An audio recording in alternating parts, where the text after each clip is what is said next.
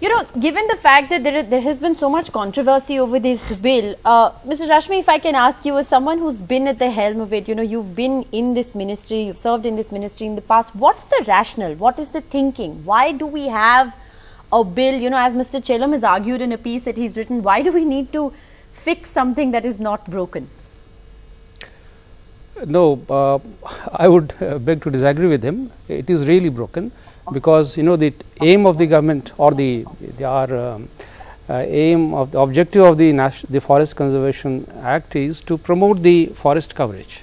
You know, the goal is 33%. Yes. We are at 24%. Yes. And if you see the breakup, 21% is in the notified forest area. Right. 3% is outside the forests. And what is growing? Not the forests. What is growing is the trees outside the forest.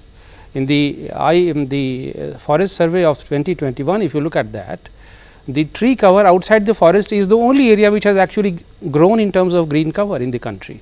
The forests have not grown. So it's a myth that just because we have a forest bureaucracy, the forests are growing. It's not. The problem is that we are not involving all the stakeholders in promotion and conservation and enhancement of the forests. We are only leaving it to the natural regeneration process and the people who are managing the forests. The communities are not getting involved in this.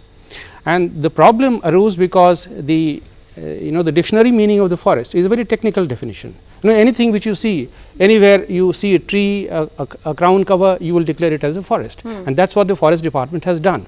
And that has actually impeded the growth of tree cover and the green cover, both within the forests and outside the forests.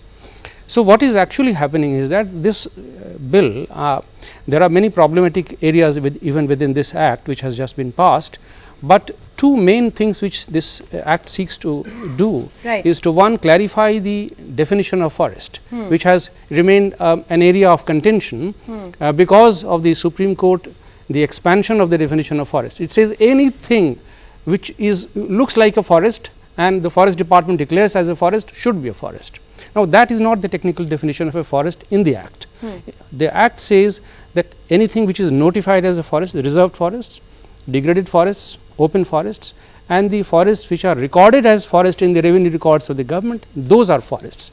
Now, a community or a farmer who tries to grow trees on his or her land, if that is declared as forest and then it is subject to government regulation that before he or she cuts the forest for timber purposes or for any other purposes, then he has to seek permission of the forest. That will come in the way of development and also the increase of the green cover. So that is what this act seeks to remove, this major hurdle in the definition of forest and this regulatory control of the bureaucracy over the forests. But wouldn't many argue that it is this regulatory control, so to speak, that has saved us from deforestation? And like I said, I'm putting it very simply for the benefit of our viewers.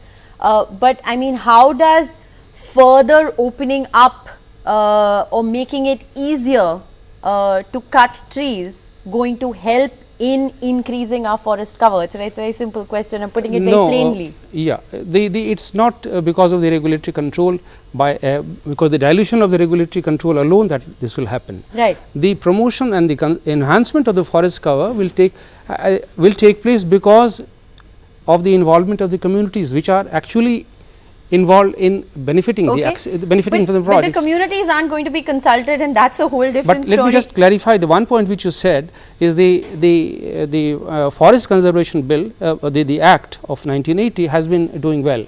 Absolutely, but it is not because there is a regulatory control, but because the diversion of the forest lands is supported by a framework for compensatory afforestation.